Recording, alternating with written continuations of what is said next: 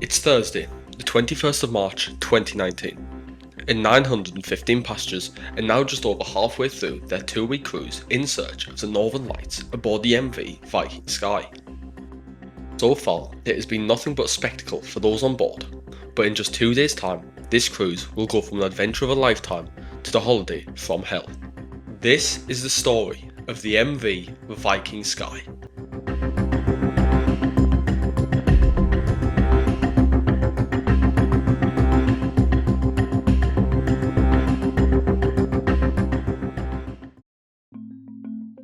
The Viking Sky is a cruise ship operated by the luxury cruise brand Viking Ocean Cruises. Constructed in 2016 and measuring just under 48,000 tonne, the vessel was built to deliver a modern Scandinavian luxury experience at sea.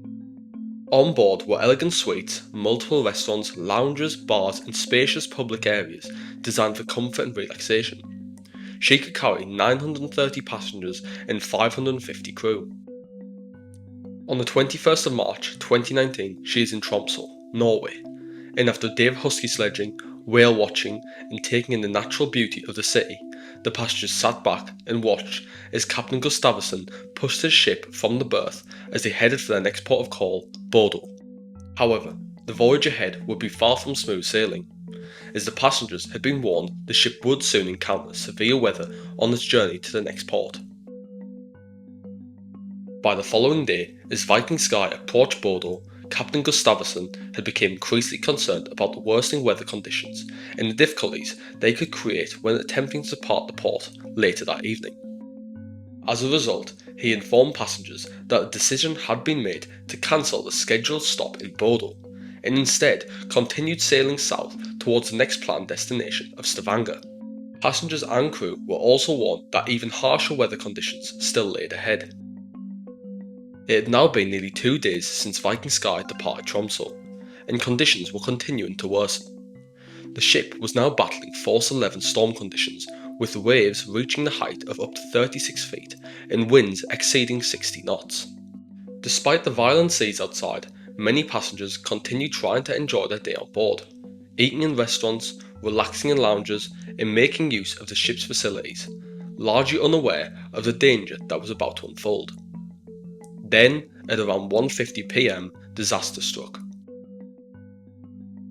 As Viking Sky sailed through the notoriously dangerous 10 nautical mile stretch of water known as Hustadvika, the ship suddenly suffered a major engine failure.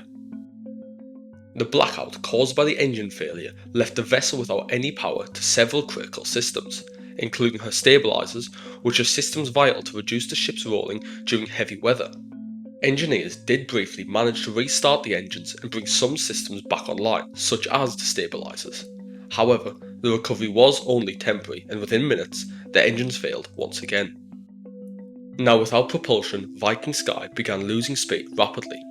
With the storm pushing against the powerless vessel, the ship started drifting dangerously towards the shallow coastal reefs nearby.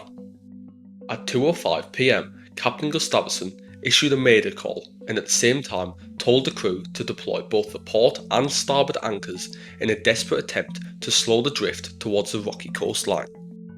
Inside the ship, panic was beginning to unfold. Furniture was thrown across rooms as the vessel rolled violently from side to side. Ceiling panels collapsed, windows shattered, and seawater began flooding into parts of the public areas, leaving many passengers fearing for their lives. Then, at 2:10 p.m, Captain Gustavsson ordered a general emergency alarm to be sounded, 7 short blasts, followed by 1 long. Passengers were instructed to collect their life jackets and proceed immediately to their designated muster stations. What those on board did not know was just how close the ship already was to disaster. Moments earlier, Viking Sky had drifted over an underwater rock with only 4 meters separating the seabed from the ship's keel. As chaos spread throughout the vessel, the engineers deep within the engine room worked desperately to try to restore power. Finally, at around 2:40 p.m, they managed to restart one of the ship's engines. It was only enough to push Viking Sky forward at just under 2 knots, eventually increasing to 4, but it may have saved the ship, as at one point the vessel came within just 100 meters of the rocky shoreline. To put that into perspective, Viking Sky measured just 228 meters from bow to stern, meaning the rocks were closer to the ship than half of our own length. Following the mayday call from Captain Gustafsson, rescue helicopters were immediately dispatched to assist the stricken Viking Sky, and by 3 p.m. the first of 6 helicopters had arrived on scene and began the dangerous operation of airlifting passengers directly from the ship's open decks as the vessel continued to roll violently in the heavy seas. Then, shortly after 5 p.m, the first of 2 tugboats, the Vivacs, arrived to help prevent Viking Sky from drifting any closer to shore and assist in pulling the ship back to safer waters. The operation of airlifting people from the stricken vessel continued throughout the night, and by 3 a.m. the following morning, the larger tugboat, Ocean Response, had also arrived alongside the cruise ship. However, due to extreme winds and powerful swells, it made it incredibly difficult to secure a tow line to the vessel. It would not be until daylight that the crew were finally able to connect the tow rope successfully. By 9 a.m, Ocean Response had begun towing Viking Sky towards the port of Mulder. With the situation finally being stabilised, 3 engines back online and 2 tugboats now assisting the vessel, the helicopter evacuation was eventually called off. After working all through the night, in total around 479 people had been airlifted from the ship. Following her arrival into Mulder, the NSIA, also known as the Norwegian Safety Investigation Authority, working alongside the United Kingdom and United States, started their inquiry into an accident that could have turned into one of the worst disasters at sea in modern times. After talking to engineers, they learned that the ship's engine triggered an automatic shutdown following a loss of oil pressure. And to make matters worse, when the ship had left Tromsø on the 21st, one of her 4 diesel engines weren't working.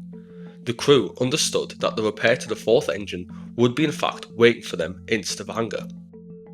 However, only a few hours after leaving Tromsø, one of the 3 remaining engines started sounding out a warning for low lubrication oil, although nothing was done to address this, as shortly after the warning stopped. This left no oil in the lube oil subtank, which was found to be too small for a vessel of this size, resulting in a non-compliant design. The next day, after cancelling the stop in Bodo, more warnings for low lubricating oil on the other engines sounded. However, still nothing was done to rectify this, so when the ship did eventually hit the storm, the engines had been running low on oil for at least 24 hours, and with the pitching and rolling of the waves, air was brought into the lubrication pipes, which increased the load on the engines until they could not take it anymore. The NSIA wrote, when Viking Sky left Tromsø on the 21st of March 2019, with 1 out of her 4 diesel generators unavailable, both crew and passengers alike were unknowingly exposed to an increased risk as the vessel did not have the redundancy required under the Safe Return to Port regulation. As Viking Sky did not comply with the applicable safety standards, it should not have departed Tromsø under the prevailing circumstances. Following the incident, Viking Ocean Cruises faced significant criticism over the decision to allow Viking Sky to continue sailing despite one of her 4 engines already being unavailable before the departure from Tromsø. In the aftermath of the investigation, several operational changes were introduced. These included updated crew training procedures related to engine alarm systems, as well as modifications to the ship's oil sump tanks to ensure they complied fully with the latest safety regulations. The cruise line also offered all passengers a full refund along with credit towards a future cruise. As for Viking Sky herself, the ship suffered significant damage during the storm. Several lifeboats were damaged, windows were shattered, and the vessel's structure had been placed under immense stress by the violent seas. The ship was later sent to Kristiansand for repairs, before eventually returning to service on April 6, 2019. Incredibly, despite the violent conditions and the chaos unfolding on board, only 18 people were injured during the incident. But the true scale of how close Viking Sky came to disaster is almost impossible to comprehend. Had the ship just drifted a little closer to the shoreline, the events off the coast of Norway that day could have become one of the deadliest cruise ship disasters in modern time. That's all from me, as I thank you very much for watching, and please tell me, do you remember this incident? Pop your comments below, and I'll see you next time.